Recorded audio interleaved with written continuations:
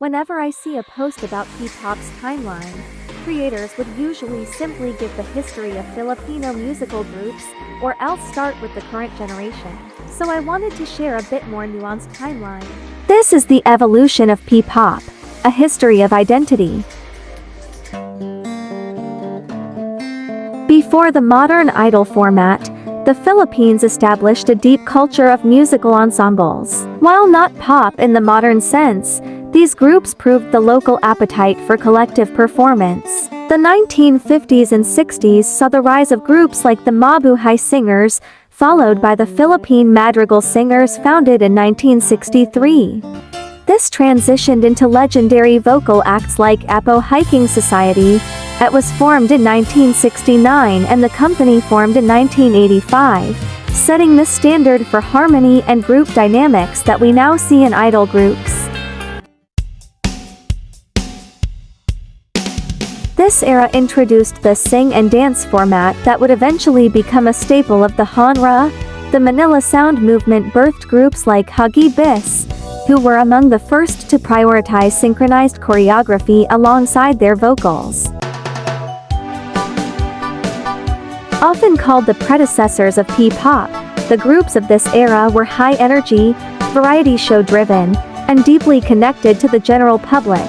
This includes the Sex Bomb Girls, Viva Hot Babes, Baywalk Bodies, among others. While they were essentially music groups that added dancing, they planted the seeds of the parasocial relationship between performers and fans. They provided the blueprint for the synchronized energy. Current P-pop idols would claim they were raised by the Sex Bomb Girls. Proof of the biased fandom culture seeds is the song Joe Pie by Mayonnaise, which is about Joe Pie Paglia of Sex Bomb Girls. This decade marked the first intentional steps into the idol system, characterized by heavy experimentation. The Trial Generation, XLR8, Pop Girls, and Sugar High were the first to use the term P-pop. They followed the K-pop format closely, which led to copycat criticisms, yet they were the brave first step into the formal idol structure.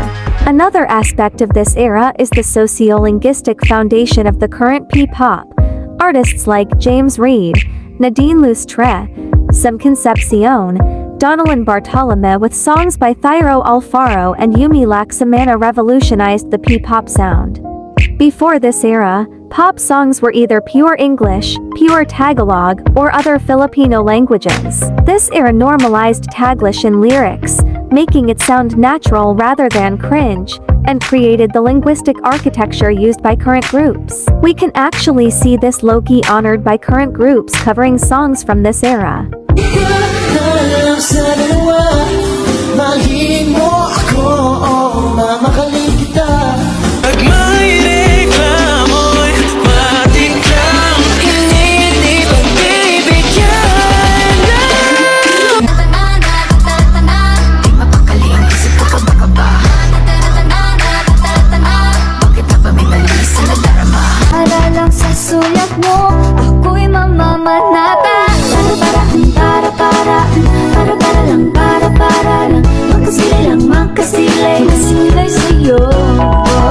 It's fascinating how much of an influence this era contributed to the current sound, especially since one of those who popularized it as part of the Trial Generation, Nadine Lustre, who was an original member of Pop Girls. Did you know Joe Pie and Nadine are cousins?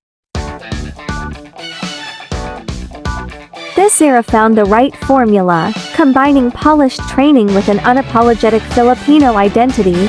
Some of the defining groups of this generation are SB19, BINI, MNL48, Alamat, and G22. These groups moved beyond borrowing formats to owning them. From SB19's self-produced discography highlighting Filipino values, BINI's Filipino-centric fashion, Alamat's multilingualism, to G22's Filipina empowerment themes. They effectively brought P-pop to the world stage as a distinct genre. We are currently entering a new phase characterized by decentralization and deep cultural roots. Regional expansion, Major labels are looking beyond Metro Manila. Sony Music's launch of Hera and AO from Davao represents a shift toward regional P-pop. The Idol CEO rise, groups are taking control of their own management, as seen with 1Z Entertainment of SB19. Foreign producers such as those behind Phoenix are now also coming to the Philippines specifically to form P-pop acts. A Pinoy-coded aesthetic, the music is shifting away from K-pop sounds toward tunog kalye, bubblegum pop, and island vibes. Fashion has also evolved into modernized Filipiniana and local streetwear, moving away from high-fashion K-pop trends. P-pop is definitely still progressing, and we can see the evolution in real time. A lot of people get confused trying to categorize the progress by first, second, or third generation, and that is because that is basically measuring a Filipino house by a Korean ruler. While K-pop generations are defined by business cycles, P-pop generations are better defined by breakthroughs in identity. For me, we've had the trial generation, the identity generation, and now entering what I'd like to call the heritage generation to represent the movement of traditional and regional culture into the mainstream digital space. The identity is set. Now, how far can our heritage take us?